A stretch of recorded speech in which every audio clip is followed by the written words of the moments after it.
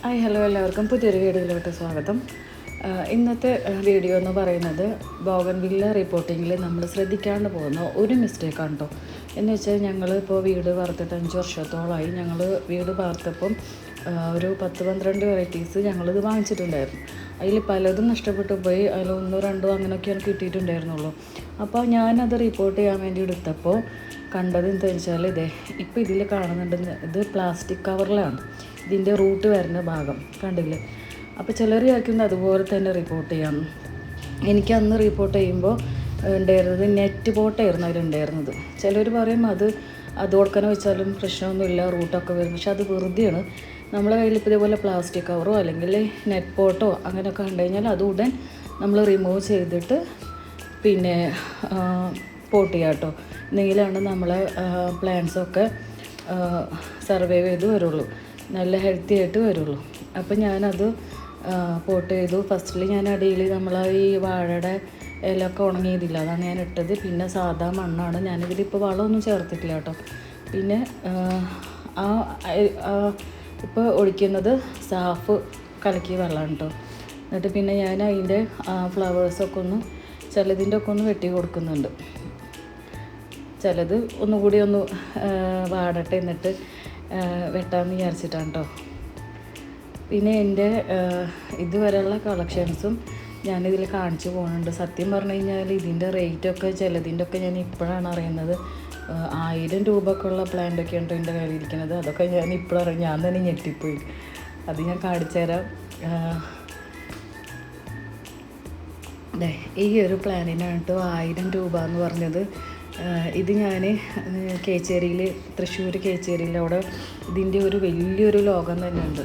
അപ്പോൾ അവിടെ പോയപ്പോൾ ഞാൻ കണ്ടതാണ്. അപ്പോൾ ഞാൻ അതിൻ്റെ പ്രൈസ് അവരോട് ചോദിച്ചപ്പോൾ ഇതിന് 1000 ആണ് കേട്ടോ പറഞ്ഞത്. അപ്പോൾ തന്നെ ഞാൻ ഞെട്ടിപ്പോയി.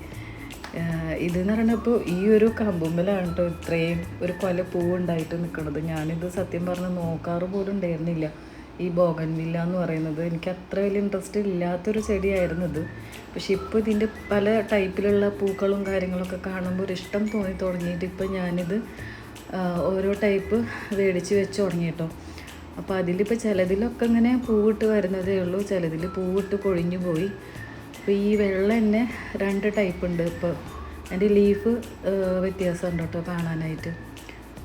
ഇതൊരു പിങ്ക് അതുപോലെ റോസും ഒക്കെ കൂടി കലർന്നൊരു കളറുള്ളൊരു ഇത്.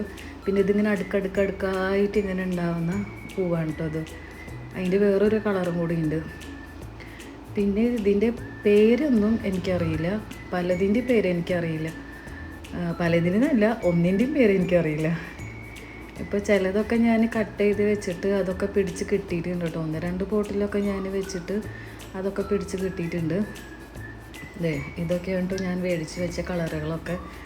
ഇങ്ങനെ കൊലകൊലായിട്ട് പൂക്കൾ ഉണ്ടാകുന്ന ടൈപ്പ് തന്നെയാണ് മിക്കതും.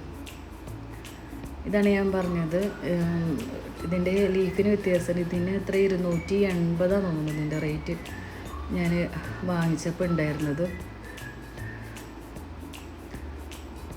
പിന്നെ ചിലത് ഒരേ പാറ്റേണിലുള്ള പോലെ എനിക്കും തോന്നുന്നുണ്ട്. ഇത് ചില്ലി റെഡോ അങ്ങനെ എന്തോ ആണെന്ന് തോന്നുന്നു.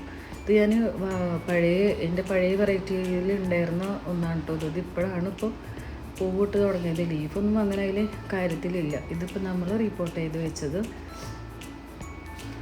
ഇതാണ് ഈ അടുക്കടുക്കായിട്ടുണ്ടാവുമെന്ന് പറഞ്ഞില്ലേ, ഇത് വേറൊരു കളറ്. ഇതെല്ലാം കട്ട് ചെയ്തിട്ടൊക്കെ നമുക്ക് ശരിയാക്കണം. ഈ ഒരു ടൈം കഴിയുമ്പം ഇതിലുണ്ടായി കഴിഞ്ഞതാണ് കേട്ടോ. അപ്പോൾ ഇത്രയൊക്കെ ഉള്ളൂ എൻ്റെ ബോഗൺവില്ല കളക്ഷൻസ്. അപ്പോൾ വീഡിയോ ഇഷ്ടപ്പെട്ട ലൈക്ക് ചെയ്യുക, ഷെയർ ചെയ്യുക, സബ്സ്ക്രൈബ്